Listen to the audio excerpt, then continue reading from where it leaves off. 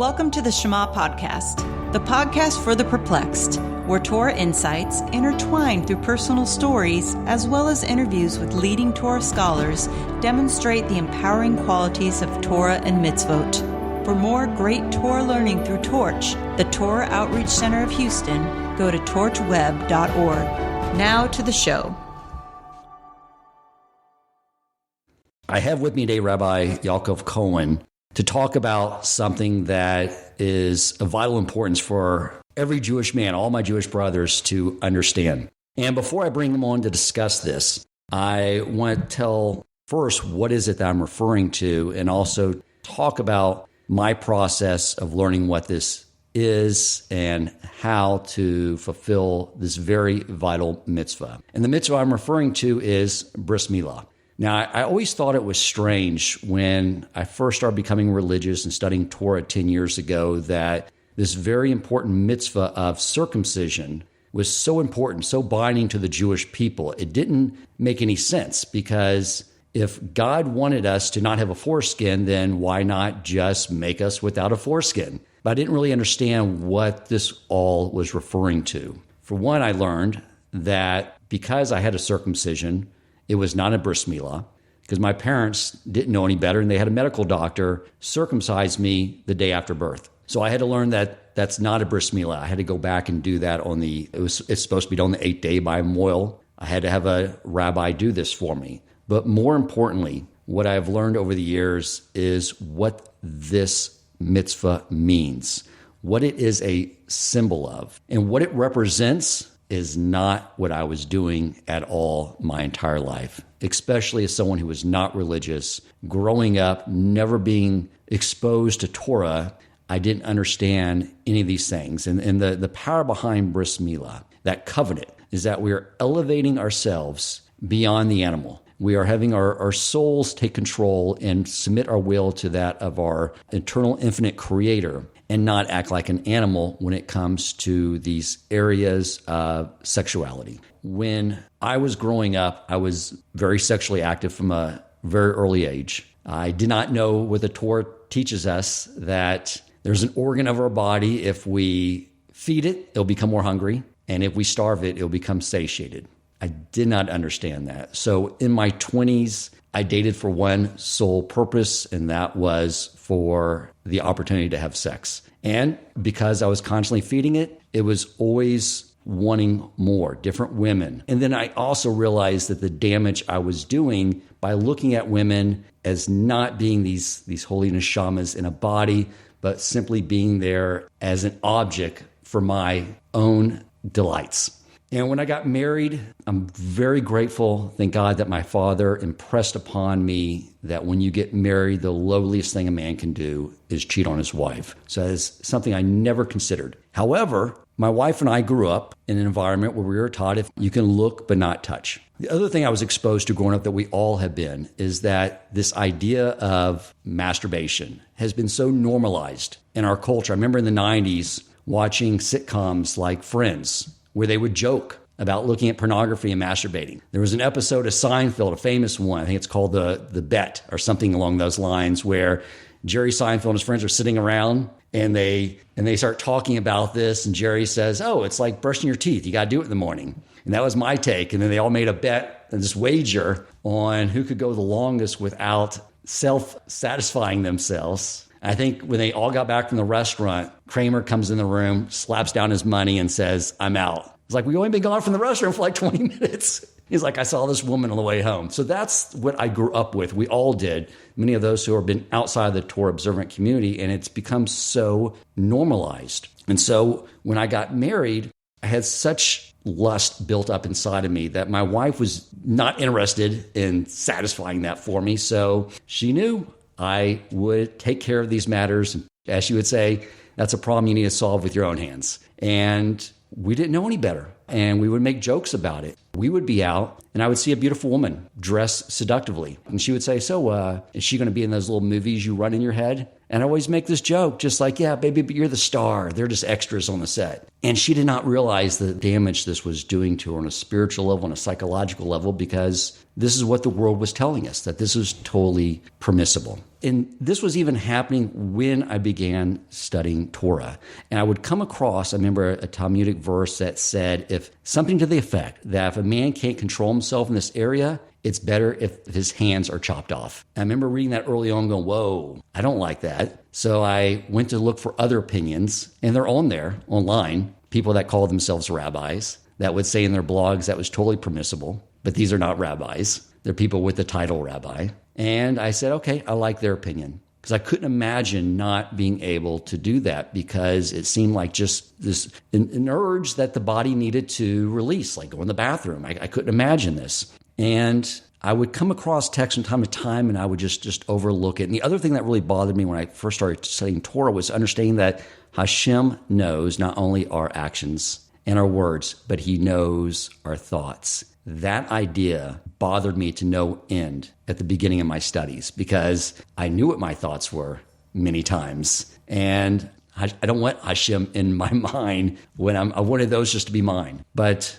over time, as I began to study, and I started reading a book called The Garden of Purity by Rabbi Arush. And I got on a plane one day to return home, and I was reading this book. And now I was finally understanding what this meant and what I've been doing. Because the book, he sort of is very repetitive in a lot of the concepts by design, because it's sometimes we just need to hear it over and over again because our Yetzer Hara is just trying to get us to say, no, it's okay. Remember that one rabbi you read online, his blog, it's okay. But then I really started to understand the gravity of it. And I'm not an emotional guy. The first time my wife ever heard me cry was after our daughter was born. I went around after she gave birth, the nurses were preparing her, and she put her little hand around my finger, and I didn't even know what was happening to me. I just burst out in tears. My wife would always call me Spock from the character Star Trek, from the original series, because she said, you don't have any emotion. You just respond to everything analytically and without any emotional context. And so when I burst out in tears, she yelled out, what's wrong with my husband? What's wrong?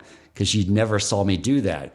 But those were tears of joy. When I was on the plane that day and the plane was taking off and I understood the gravity of what I've been doing, I burst out into tears as well. But those were tears of shame. And I remember I had to get my composure very quickly because I was sitting on a plane next to another man. And I looked out the window to distract myself and got my composure. And then I pulled out my laptop and decided to get to work and get my mind off of it. And then I remember thinking to myself, what happens when you die? Because that shame I felt burned so bad to know that what I've been doing is so distant from God and what he brought me into this world to do. And I was just thinking, when I die, I can no longer distract myself. I'm no longer in a body with all its sensory perception tied to the world around me. I'm just going to be left there with that total shame. And it burns. In my theory, to me, it seemed like that is what fuels the fires of Gehenna. It's just the shame of being in the presence of the Almighty.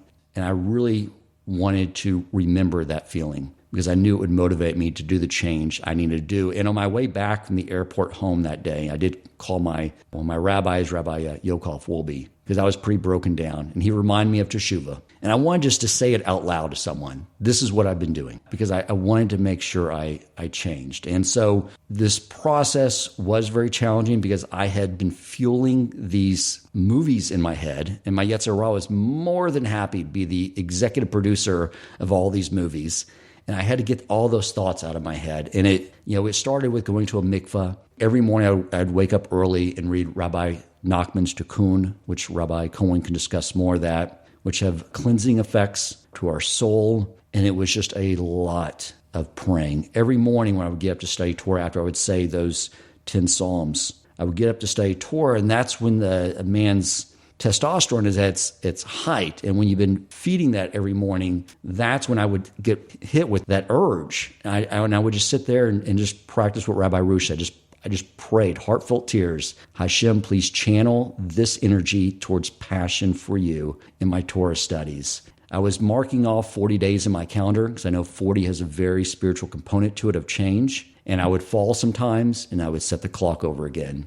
But finally, I got through that 40 days. And now when I look back on it, being just cleansed of that, it makes the world of difference. For one, I know that I'm fulfilling that covenant with the Almighty. I'm doing this for myself. I'm not an animal. An animal goes out there and acts on an urge. Our society almost elevates men when they act like animals. I see ads all the time where there's men getting lots of women. They idolize them. That's being macho. That's being masculine. And Hashem and Torah is saying it's just the opposite. They're acting like extremely feminine. They're acting like animals. There's nothing to give them any type of value at all for behaving that way. And so this is such an important topic that I want all my brothers out there to know exactly what it is doing to us when we do participate in this or any type of sexual immorality, that there's a proper way, even with our wives, of doing things in a holy and modest way. And to make sure that whether it's at that point in time when your soul is pulled from your body, you stand before the Almighty, I don't want any of you to ever feel the burning shame of knowing that you didn't have the opportunity to do teshuvah for this in this world. Or as we know, we're in the doorsteps of Mashiach, and I don't want any of us to get caught with our pants down, figuratively or literally, when it comes to this matter. So I will now bring on Rabbi Cohen. Rabbi, thank you so much for coming on to talk about this very important topic. Pleasure to be here. Thanks, Dan, for inviting me. It is a touchy topic, isn't it? Yes, indeed. Yeah, in the religious world, definitely it is so danced or so lightly upon, and the recesses really hardly spoken about, more like shoved under the carpet as much as possible. Even though nowadays there is classes that are going on around the world in order to help people, young and old, with this issue. And it is an issue. So yes, I do share a lot of the same experience, because don't forget, I was also not raised in the religious world, raised in the sunny beaches of California, where everything was basically open and everybody was running after everything, and whatever the skies will live in, whatever your eye sees, go after. And I also was not aware of the idea of keeping the covenant. We'll call it Shmirat HaBrit, keeping the covenant, guarding the covenant. Until I got to yeshiva. And even then it was a few months in when I was exposed to a text that also made me cry and probably, made me also shake to realize that, whoa, I had no idea that the Torah, how the Torah views this activity. Because of course nowadays, and it probably was then and it's more now, that the psychologist will say, and the world will say, this is a natural thing to do. It's part of your nature. It's what we do. And the Torah teaches that it's not so. And the inner reason why is because that science is not proven, but all of the Kabbalistic texts come and tell us that the seed of a man comes from the brain. It comes from the mind. It comes from the highest place. As a matter of fact, I think even also physiology, I'm not sure where I read it, in what book, that, at the time that there is an ejaculation, all of the body, as well as the mind, donates their best for the arrows that are shot forward, okay? In other words, it's a portion of yourself that you're giving over. And the idea here is that the mind and the body, this is potential life. The seed is called potential life, that it can impregnate. And even if, let's say, a person is with a woman who cannot get pregnant for whatever reason, there's still, we have handed down, that there's still a neshama, a soul that is created with this powerful act, because this is a unbelievable source or an energy of a life-giving process. It is in a certain way an ultimate giving, a man's ultimate giving of the self. He's giving his seed over to create the future, to create a person. So in doing that, if it's wasted and put not in the proper place, so then that's called wasted potential. So therefore, we have in Torah tradition something called tuma. The Hebrew word for tuma is literally translated as defilement, but it really is not the proper definition for tuma. Tuma really means this, a lack of life energy. So there's different levels of this lack of life energy. The most strongest lack of life energy is a corpse. Why? Because it had a soul in it, and the soul now has left the body, and nature abhors a vacuum. Instantly, that goes into this body is with this extreme lack of life energy. We'll call it a darkness or a tumah, and that makes it the highest level of tumah, okay, that we have, a corpse. And then there's lower levels of tumah. When somebody touches a dead lizard, that is also a lack of life energy. that this person has come in contact with. There's the woman in her cycle. The woman in her menstrual cycle, it's not that she's tuma, it's not that she is defiled, but really there was a potential life that is now running out, that is gone. That's the egg that is running through her body. It's not her per se, it's a lack of life energy. And the same thing goes by the seed of a man. Even though that there's probably, I don't know how many sperm cells come out that a person ejaculates, but it is still called a potential life. And so, therefore, there's going to be a lack of life energy if it goes definitely to the wrong place. I don't want to get into scary stories or scary stuff. But, interestingly enough, that Adam had a first wife. Adam had a first wife. I'm not going to say her whole name. We're not allowed to say. He had a first wife and her name was Lil. We don't say her whole name. We're not allowed to say her whole name. And because we are very subtle energies, and to say her whole name, well, we're going to be introduced to it. In any case, Adam and Lil, the first wife, had an argument. I won't go into the details of that argument. And basically what happened is, because of this little argument, God took Lil and took her out of the Garden of Eden. And then, of course, God had made Eve. And, of course, he made Adam to go to sleep. He created Eve from the side or the rib. And then, of course, Adam was joined with his flesh of flesh, bone of bone, with his wife Eve. Now, Lil is outside the Garden of Eden, seeing her ex get remarried. And I wonder what that would be going on in her mind. She's not too happy. Just to play it out in terms of the drama. Of course, all of these things have different and a higher scale metaphor, but just for us, in terms of the storyline, that's how it goes, okay? But of course, these represent Kabbalistic energies and flows of energies, and really it is the creation of free will. So as it goes, Eve got married to Adam. Lil is outside of the Garden of Eden, is not too excited about this. As a matter of fact, she's really mad. She's mad at God, and she's mad at Adam, and she's going to take her revenge. And how does she do it? So after that whole incident there, Adam had Cain and Abel. Cain killed Abel. Adam separated from his wife for 130 years. And in those years, every single night, wherever Adam was, Lil would come to him. Actually, Lil, and she had another friend, Nama. They would come with cerveza and tequila, and they would have a nice hot tub party. And basically, how that's interpreted in Kabbalistic texts is Adam had a lot of seminal emissions. And through those seminal emissions, there were certain entities that were born. And you talk about 130 years of entities that were born.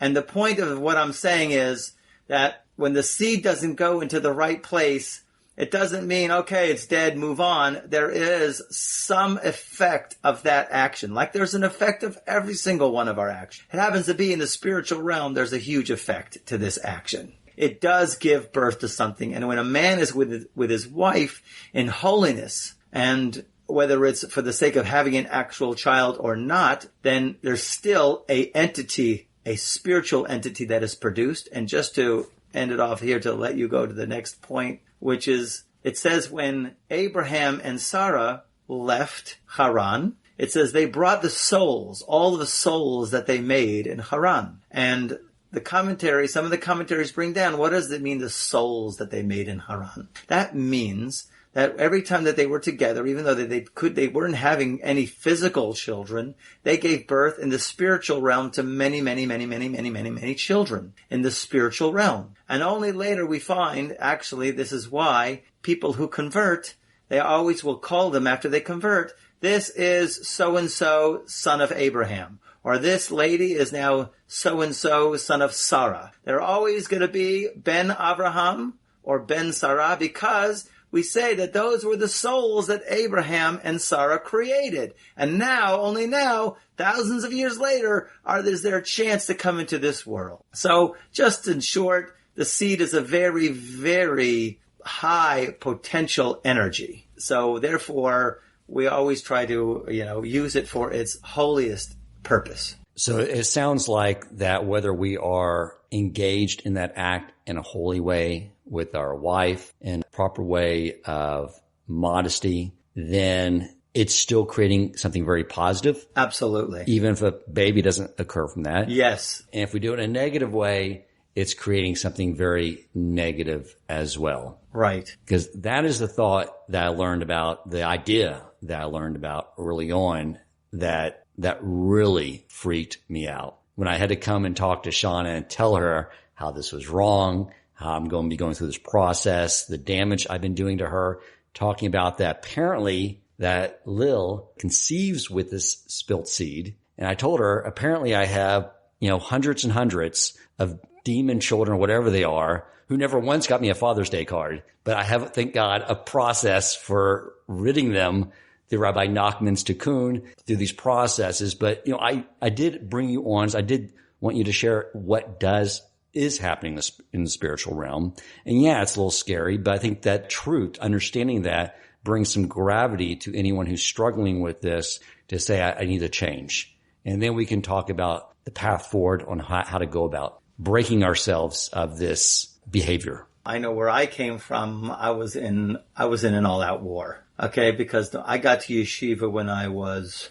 19. And in yeshiva, it's an all men's school, and there's no dating until you're ready only to get married. And even though, let's say, my body wanted to get married right away because my hormones were raging, I still wasn't on the right mental attitude and level of maturity to get married, obviously, because Hashem kept me there for 10 years. And so you have a lot to fight with and grasp with, but there are a lot of what we call eitzes. Advice. There's a lot of advice, baby steps to try to get one, and never, the biggest rule always was never despair. The biggest rule always, and Rabbi Nachman always teaches this, is you have to always be happy. You never can let yourself get down. In other words, even if you fall, you got to bounce right back, and you got to fight with all you've got. And believe me, a lot of falling, I tell you, it got to a point where I slept in the Beit Midrash, in the study house, for years on a hardwood bench with the lights on, blaring at me, just so I would be able to have control over this. That was kind of extreme. I don't advise it, but I'm telling you, there's always a path. But rule number one is, if you fall, you bounce back up. Never allow yourself get depressed. The evil inclination, that's the first thing, the greatest thing he wants you to do is to be despair and get depressed. So you have to always be resilient. Yeah, the Yetzer Hara sort of like me in my 20s. Like I was the guy that would, when I was out drinking with my friends, that would urge them on to do something really stupid for my entertainment. And then the next morning when I was bailing them out of jail, I'd be like, why'd you do that? That was stupid. And you're like, you're the one that told me to take that shot and go do that. I was that guy. That's it. Basically the Yetzer Hara is a jerk like that. It's like, yeah, do it. And then after you do it, it's like, man, you're really a pitiful individual for doing that. And you're like, you're the one that talked me into doing that. But that is the MO. And that is something I think you're right. It's very important to remember is staying joyful and moving forward. I'm curious to know too, what your thoughts on why this is not something that you see a lot of rabbis in outreach talking about. My theory is that is because maybe fulfilling those other mitzvot, beginning Torah study, are easier, or maybe those build up the strength to then take on that challenge and fulfill the covenant. That's a great idea. That's exactly actually what the Gemara does say. That if the maneuver, if the disgusting one happens to breach you, bring him to the house of study, which is the maneuver is the evil inclination. If he happens to hit you, so you got to turn yourself to Torah because Torah is the remedy against the evil inclination. So I would assume that yes, the rabbis most rabbis don't go head on to this because you're right. First of all, it's too big a mountain. You're talking about you're going against the entire world. People hear this idea of it being, guarding the covenant. That's like from somebody from outside would look at that at a surface way and say that's ridiculous. This is the way of nature. This is the way. So, okay, first you have to educate in Torah, and then they have to understand the potential that is in this act. And it is the holiest of holies, by the way. We do look at the house, a person's house, as being the mini temple, mini Beit HaMikdash. Your table is like the altar. Your kitchen is where they would slaughter the offerings. And actually, you'd light the Shabbos candles as like the menorah. And actually, in terms of every single chamber or place that they would have in the temple, it has its counterpart, the Holy of Holies that's in the temple where the Ark of the Covenant was.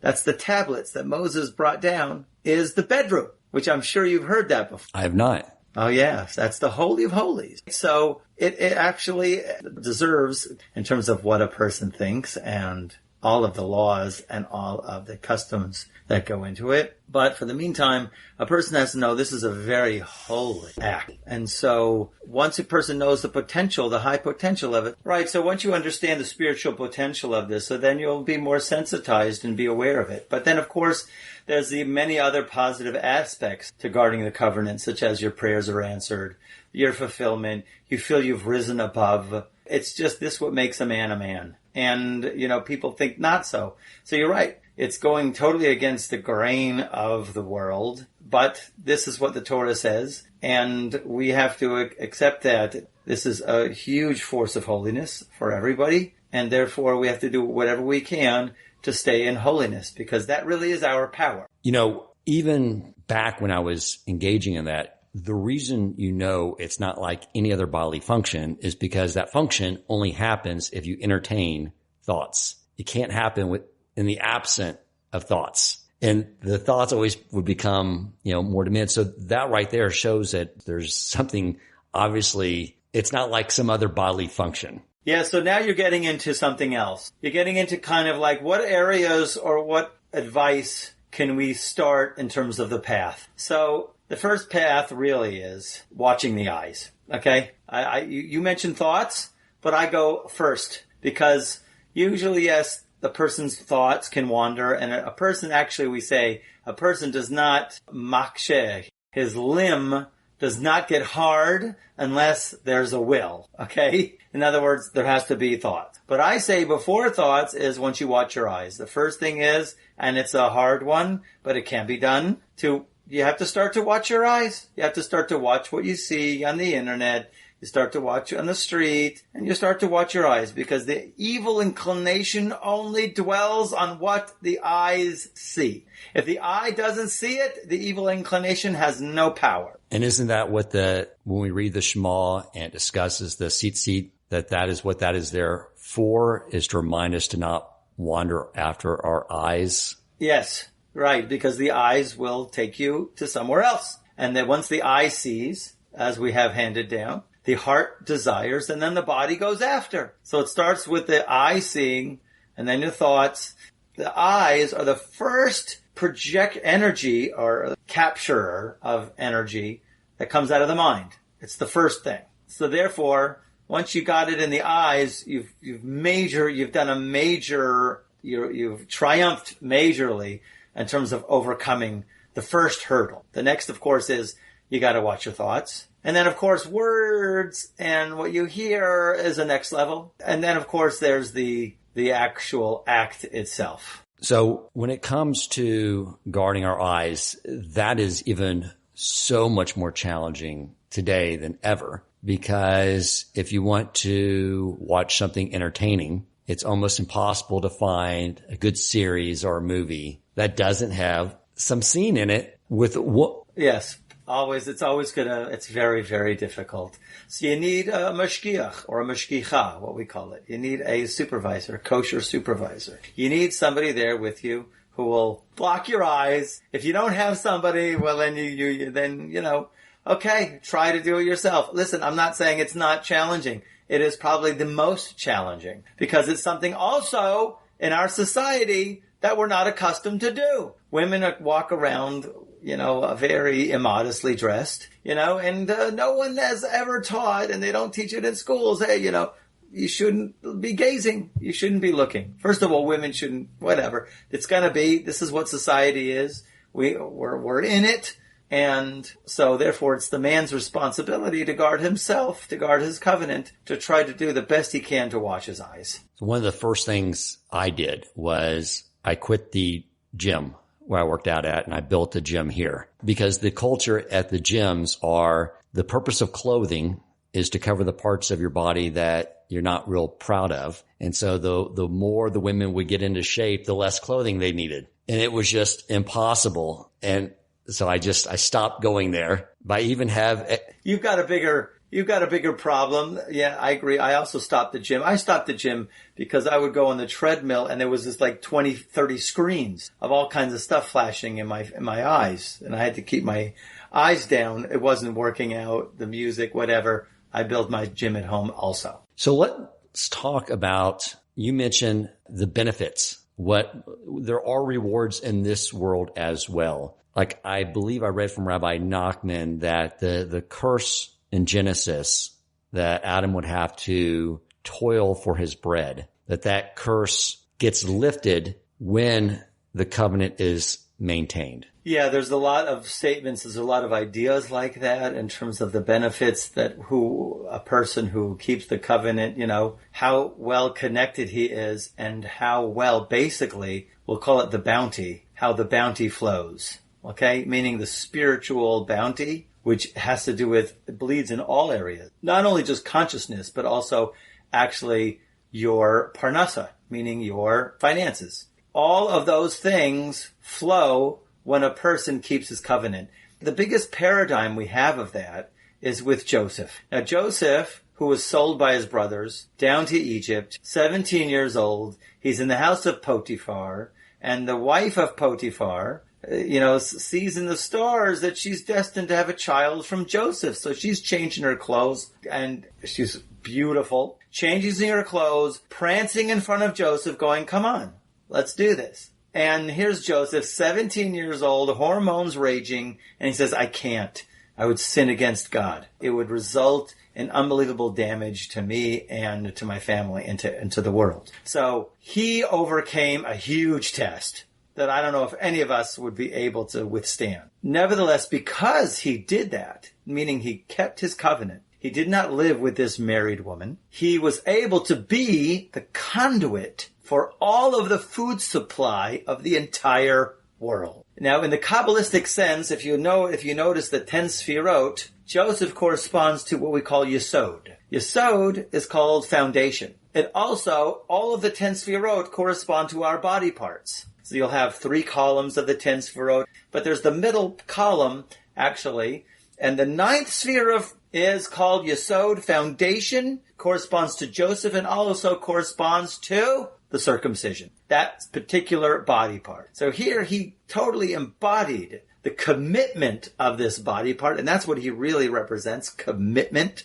the energy of I am committed, and therefore, because of that, if you know how the spherotic realms and the realms from heaven and the cosmic realm, how all of the shefa, all of the abundance, all of the blessing flows down, it always throws through Yesod down to Malchut, the 10th Sphira, right, which is the feminine Sphira. So therefore he became the conduit of all of the energy of the entire world because of his level of commitment. So, in other words, the idea here is level of commitment will enable a person not only has a connection to God, not only he'll have unbelievable insights, not only will his prayers be answered, but also his finances will be in order. Beautiful. How does kosher play into this? Because I got rid of shellfish and pork very early, but I was still eating non-kosher meat and poultry. And to me, after I went through this process, I realized what can make this easier, it seems, will be to eliminate the non-kosher meat, the non-kosher steaks, because it has blood in it. And I just sort of reason that when you're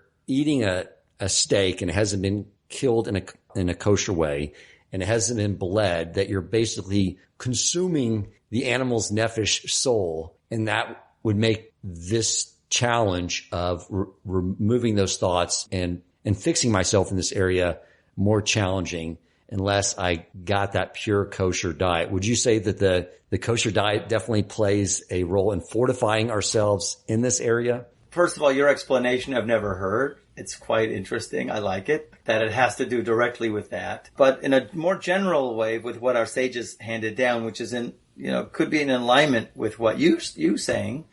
In general, someone who consumes non-kosher food, the Hebrew phrase for it, the effect is it's metamtem the lave. What does it mean, metamtem? It means it blocks the heart. Now, we're talking about a physical heart here. So what I have seen that people who have tried to get through to people who eat non-kosher is that they have a blockage. In other words, you'll throw a piece of truth at them and it kind of like bounces off of them, or they get kind of stoic and it doesn't penetrate because of blockage. A person who eats non-kosher food results in blockage. You can't, even if the truth hits you in the head, you might not grasp it. That's why a person has to take the challenge, the kosher thought challenge, and go on a kosher diet for 30 days and see how they're thinking.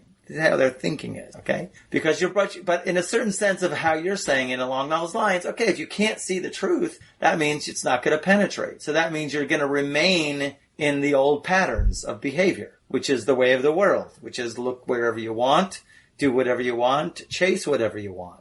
So that's how kosher food, I would think, would be a help for it, but not the ultimate rectification. Did I reason that correctly? Because I always understood that the levels of the soul, that the nefesh is what resides in the blood, and that is what we share with animal kingdom. That is true. Yeah, that's true.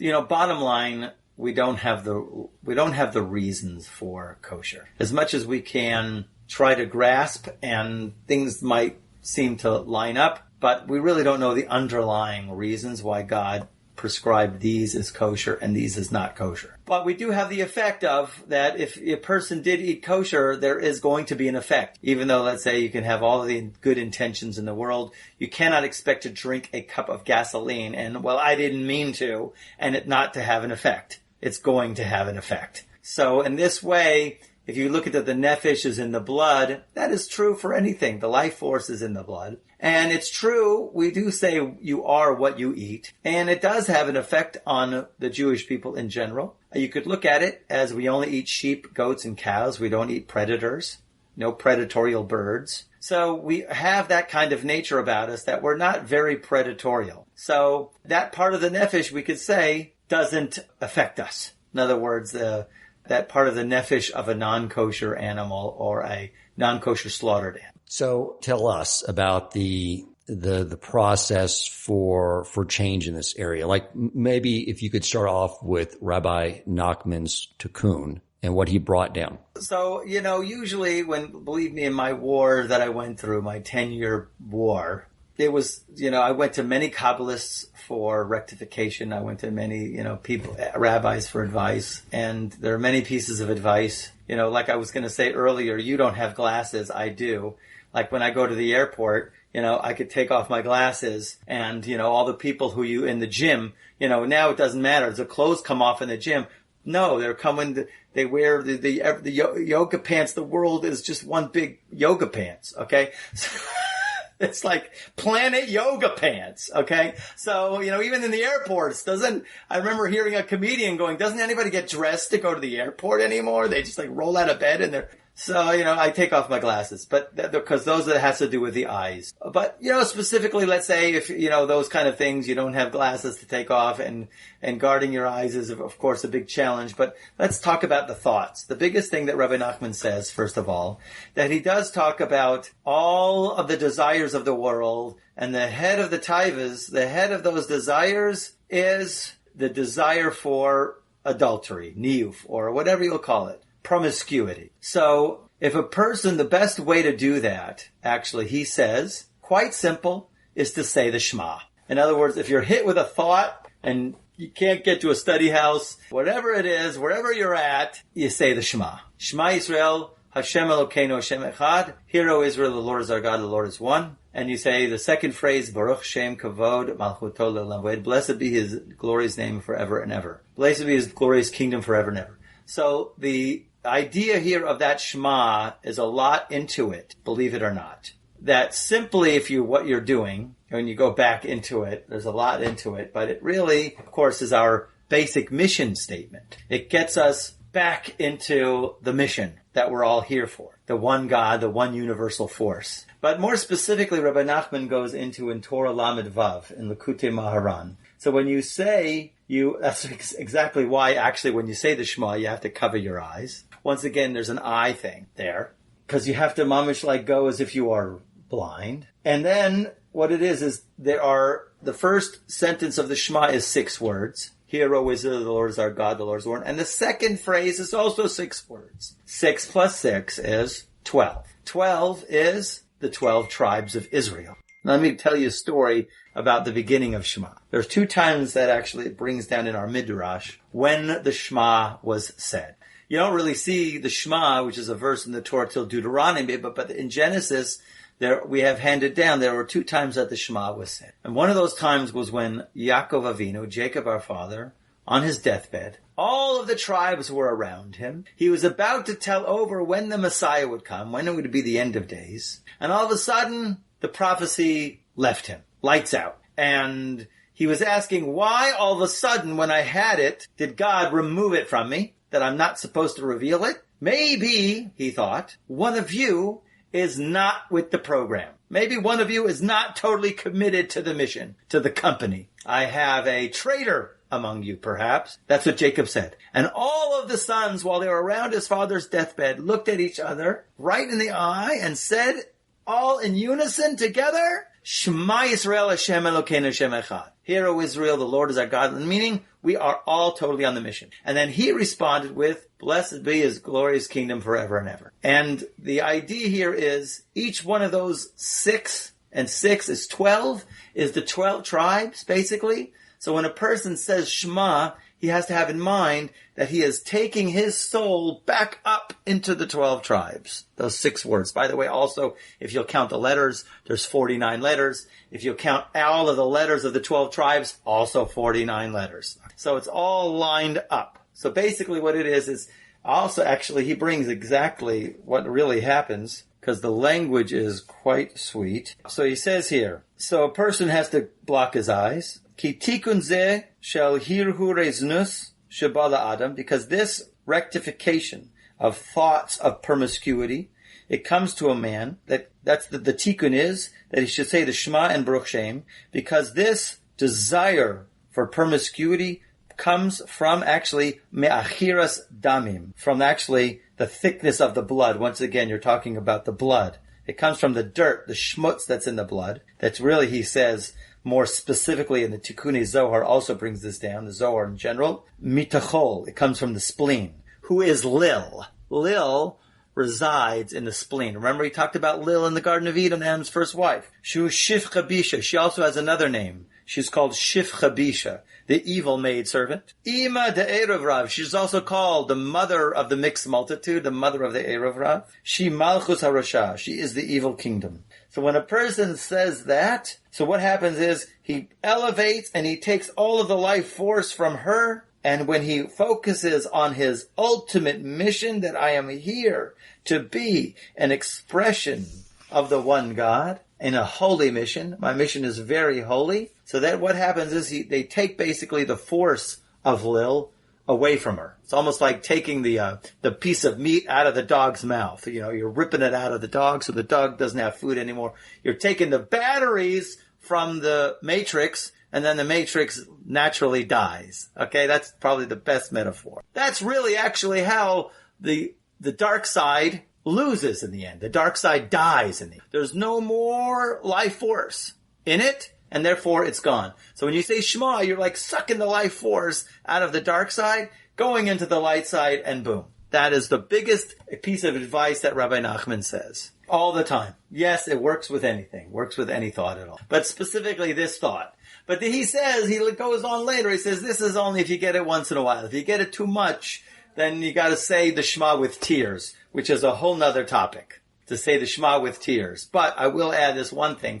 To say the Shema with tears, basically the commentary says that if you're in a state of sadness and you're crying for whatever reason, say the Shema then. And that what happens is they discovered actually in science something quite interesting, that tears of sadness, they looked at the tears and there's actually poison in the tears. So as soon as I heard that from somebody who said that there's poison in those tears, I said, that's Rabbi Nachman. Meaning the spleen, you suck the poison right out of the spleen and then it's gone. In other words, you took the juice right out of Lil. And therefore you've ended the force or the grip of the evil inclination. Just to go back just a little bit more, you did mention Rabbi Nachman's tikkun. Tikkun HaKlali is very important. To say those 10 Tehillim, always very important. I was told that's only for a nocturnal emission, an accidental kind of thing. But you know something? To say Psalms all the time is always good.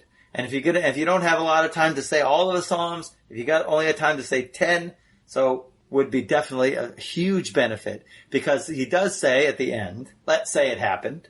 Let's say it happened. A person fell. So like we spoke before, that energy goes to the dark side. Lil now takes that energy and has a hybrid creature in the spiritual side, what you would call a demon or a hybrid or something. You got to get it back. So the tikkun of Rabbi Nachman, the 10 Tehillim, suck those energy sparks back. So if a person has what we call a nefila, he fell. So therefore, he always recommends to say those 10 Psalms that the next day, and therefore to get the holy sparks back, so that when a person at the end of his life, he's not greeted with 10 million children from the dark side, that not one of them sent a Father's Day card. So Rabbi Nachman's tikkun is only for a nocturnal emission, not for...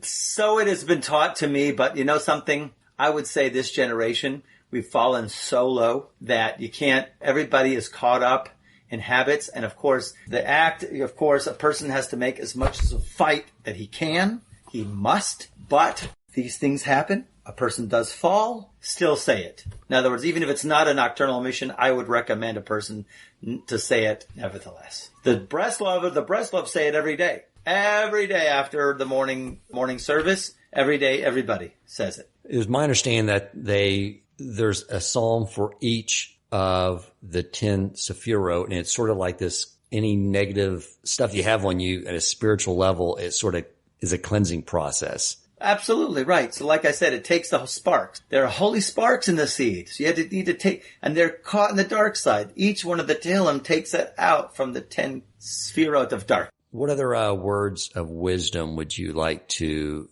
share on this topic to help out anyone that's struggling with it? Okay, so now we do have certain laws. There are bodies of laws in how a person can guard himself in actuality, of course, because the path of tshuva is really always just stop, okay? Just stop. Forget about the thoughts, forget about all those are like safeguards to try, but of course, if a person can stop. Now, there are safeguards in the physical realm which a person has to stop. It's like they recommend never put your hands down below your waist.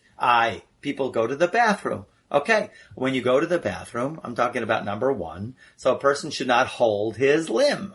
Because you're holding your limb, you're going to stimulate it. So they recommend hold the crown of the limb, or do any other way, don't touch the limb. When you're in the shower and you're washing, try to also not to stimulate. We do try to do things not to stimulate. That's the thing.